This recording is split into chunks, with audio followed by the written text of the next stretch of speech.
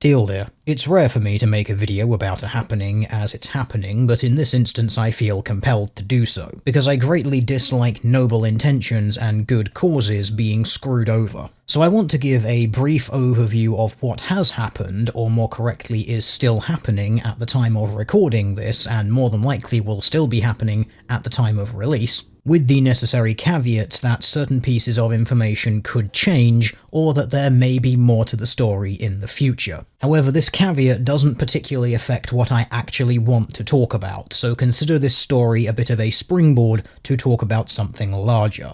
On YouTube, you can find a popular live stream called The Kill Stream. This is run by Ethan Ralph of Ralph Retort fame and his co-hosts, and on this stream they have various guests, and they are not picky about the guests that they have on. In fact, in a lot of cases they go out of their way to find guests who have controversial opinions so that they can be aired and discussed openly and in public. In this sense, the stream is very much pro-freedom of speech. Any topic can be discussed no matter how controversial or taboo it may be. This goes so far as to include racial politics of all stripes. Now, you are free to think of this what you will. Not too long ago, however, the Kill Stream hosted a special event known as the Heal Stream. The Heal Stream was a charity fundraising event. Any money donated to the stream via YouTube's Super Chat function was to be given to a charity, and the charity of choice was St. Jude's, a children's research hospital working to save children from all manner of diseases with a special focus on childhood cancer. In total, the Heal Stream raised around $27,000, a good amount of money for a good cause. Go forward in time a few weeks.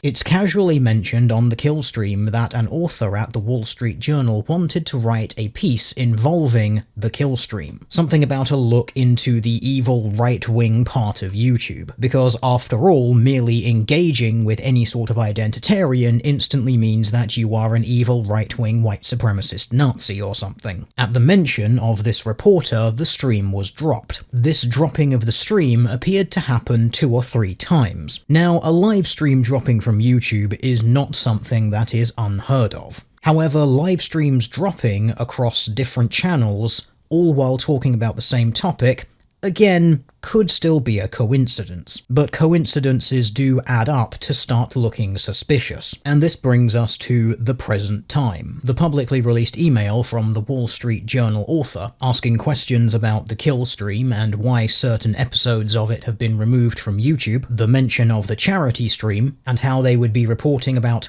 alt-right personalities utilizing YouTube's Super Chat function, and how the deadline for this article was November 1st at 10 AM PST, brings us to the bombshell of current events, and that is that on the 2nd of November, people who donated money to the Kill Stream via Super Chats are finding that their payments are being refunded, and that as a result, none of this money will be going to St. Jude's. This fact was brought up on another episode of the Kill Stream, this time hosted on the 2nd of November, the same day that this video is being made. As a result of this information being made public, and it being highly suspected that the Wall Street Journal hit piece was in some way responsible for St. Jude refunding this money, the Twitter hashtag WSJKillsKids trends on Twitter, and is of course subsequently censored by Twitter. Within mere hours after this happening, the Killstream Live and Killstream Archive channels on YouTube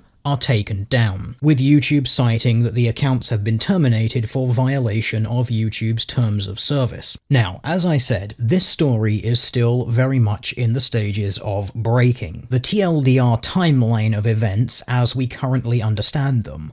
1. The Wall Street Journal contacts the Kill Stream in regards to a story discussing the alt-right, Super Chat donations and the charity stream. 2. Within 24 hours, the Kill Stream has Super Chats disabled and the channel is struck down. 3. Shortly after this, the $27,000 raised for charity is then refunded to all Super Chat users. 4. As information of this spreads, the hashtag WSJKillsKids trends on Twitter. 5.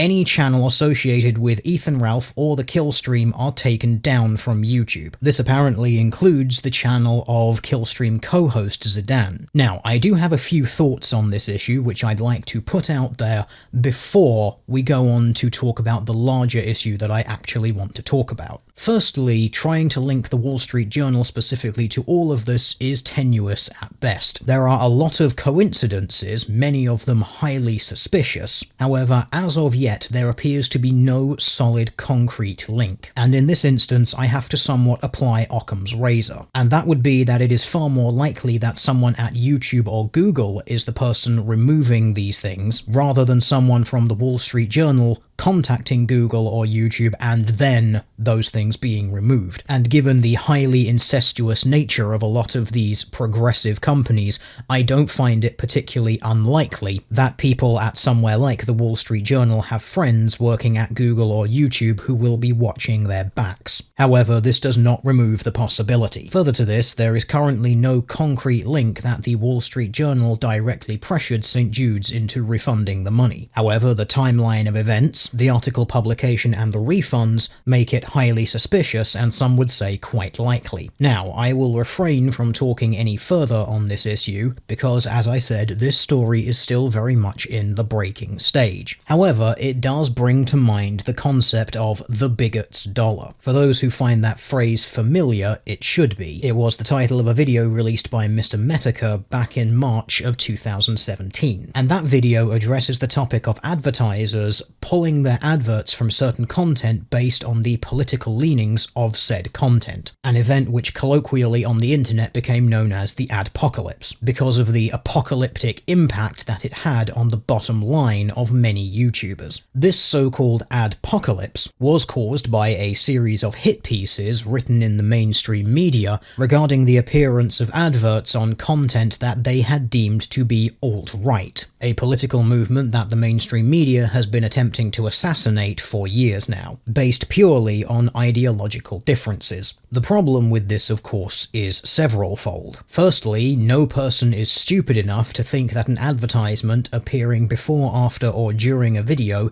is in any way endorsing the content of that video unless directly stated otherwise. Secondly, this marked a large shift in the methods that advertisers would use to spread awareness of their products or services. Traditionally, the purpose of advertisements was to get as many eyes and ears on them as possible. Every dollar was equal. With the shift for brands desiring their messages to only appear alongside certain political messages at the expense of other political messages, this resulted in the virtues of the companies being signalled, with the clear message that if you do not support the correct politics, we don't want your business. Now, the dollar from the bigot was not worth the same amount as the dollar from the virtuous. It is no longer enough for you to simply wish to buy a product, you must now reach a moral standard to be able to purchase that product. The adpocalypse marked the beginning. Since that time, we have seen Patreon creators have their channels shut down, owing to political alignment or a political alignment asserted by mainstream media sources. We have seen people and organizations having their ability to use services such as PayPal restricted, owing to ideological or political alignment or mainstream media asserted ideology or political alignment. It's all following the same pattern, and it appears to be part of a growing trend. Be deemed guilty of wrongthink, often by media sources, be unpersoned from the internet, have your finances directly attacked, and now organizations which shouldn't exactly be petty about receiving money from people, given that lives are literally in the balance, turning down money because of the source, or as it would appear to be in this case, the alleged source. Technically a one-step removed source. Since this money wasn't coming from the Killstream, it was coming from the audience of the Killstream, and as such, audience members have been tarred with the same brush as the show. This entire debacle somewhat brings to my mind the Able Gamers charity, and their refusal to take money back in 2014 because they believed it to be associated with the evil movement known as Gamergate, which was of course the big boogeyman at the time. So as we can see, organizations turning down money because of the political alignment or the asserted political alignment of the donators is not something which hasn't happened before. It's merely setting itself up to be an ever-growing trend. And what a surprise, as with most divisive trends as of late, it is the vocal progressive left determining who is and is not pure enough to take part in their utopian society. And if they have to make a few disabled or chronically ill people suffer to have their way, then so be it. I don't want that kidney because it once belonged to a white supremacist,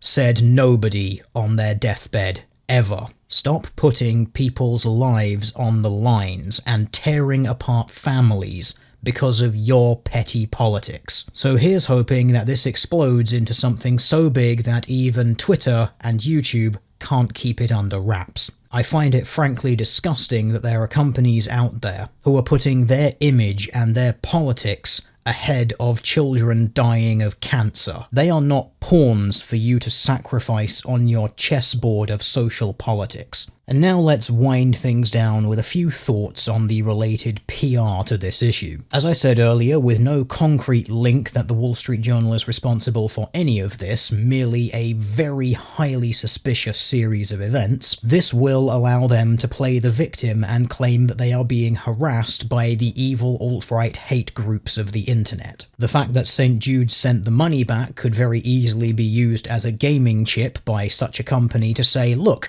those people are so terrible that even a charity won't have anything to do with them. And this of course opens the wings to anyone wanting to swoop in and signal their virtues by saying, well, I don't want the kids to suffer because those evil alt-right Nazis are just too disgusting for anyone to touch, so let's match their donation or even exceed it. I wouldn't be surprised if any of these things happen within the next few days, but hopefully something good will come out of this. Who knows, maybe this taking charity money away from sick kids will blow up into Cancer Gate or something along those lines. Something which I would not like to see happen because I'm sick of everything having to be suffixed with the word gate these days, but that I would like to see happen because something needs to be done about this. And when my only objection comes down to my preference of semantics on the issue, it's kind of hard for me to stand against it. So let it be known. The lives of these children are not shiny little baubles for these companies to gamble away in their latest game of politics poker. With all this said and how rapidly social media is censoring and terminating anyone who talks about this, I will simply say thank you for listening and hopefully I will see you again.